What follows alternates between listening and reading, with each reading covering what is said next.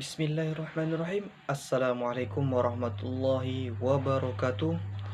Bertemu lagi bersama saya dalam video kali ini. Mohon izin memperkenalkan diri. Perkenalkan, nama Helmi Chandra, NRP 562051132488, Program Studi Teknologi Pengelolaan Sumber Daya Perairan kelas A semester 3. Baik, dalam pembahasan kita kali ini yaitu mengenai simulasi pengukuran biomasa tumbuhan air. Pada mata kuliah Produktivitas Perairan, dosen pengampu Dr. Heri Triyono, API MKOM.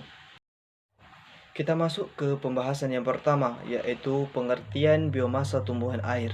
Biomasa tumbuhan air adalah berat dari semua material yang hidup pada satu satuan luas tertentu, baik di atas maupun di bawah substrat, dan dinyatakan berat kering per satuan per meter persegi. Kemudian tumbuhan air, dalam hal ini tumbuhan air tingkat tinggi, contohnya lamun, encing gondok, teratai dan lain sebagainya. Produksi lamun diartikan sebagai penambahan biomasa lamun selang waktu tertentu. Alat dan bahan dalam pengukuran biomasa tumbuhan air. Alat yang digunakan untuk pengambilan data dan sampel di lapangan yakni meteran, tali rafia, plastik, spidol permanen, ring soil sampler. Kemudian alat yang digunakan untuk mengukur parameter lingkungan yakni termometer, soil tester, serta hand refractometer.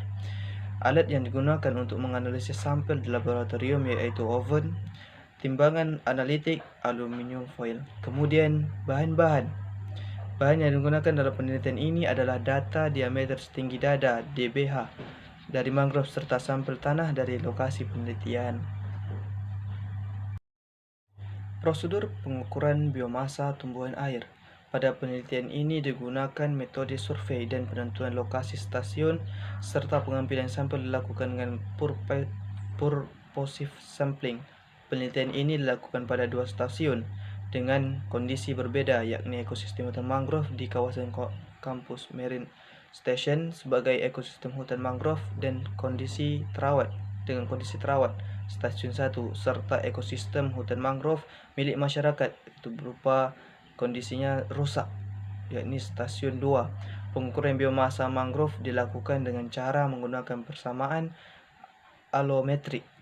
Pengukuran cadangan karbon pada mangrove dan tanah mengacu pada SNI 7724 Badan Standarisasi Nasional 2011.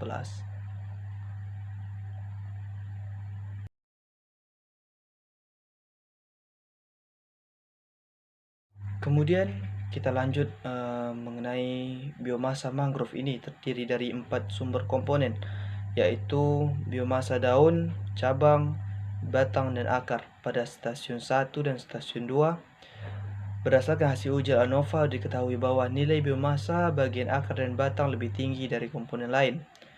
Kemudian biomasa yang ditemukan pada komponen pohon berasal dari proses yang kompleks sebelum didistribusikan dan disimpan oleh tanaman. Kemudian melalui proses fotosintesis, CO2 di udara diserap oleh tanaman dan diubah menjadi karbohidrat, kemudian disebarkan ke seluruh tubuh tanaman dan akhirnya ditimbun dalam tubuh tanaman berupa daun, batang, ranting, bunga, dan buah.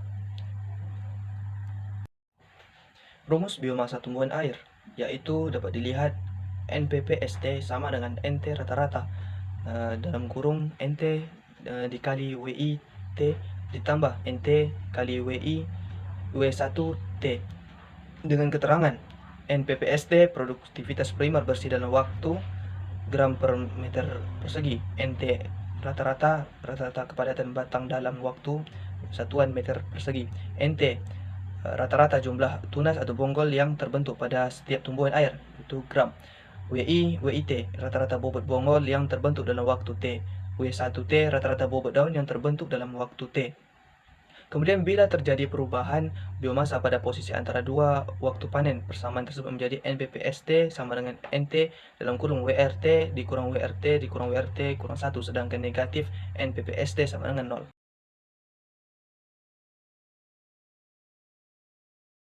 Dari penjelasan saya sebelumnya, dapat disimpulkan bahwa biomasa dan cadangan karbon pada hutan mangrove paling banyak terdapat pada bagian batang dan akar pada pohon mangrove. Biomasa dan cadangan karbon terendah terdapat bagian daun mangrove.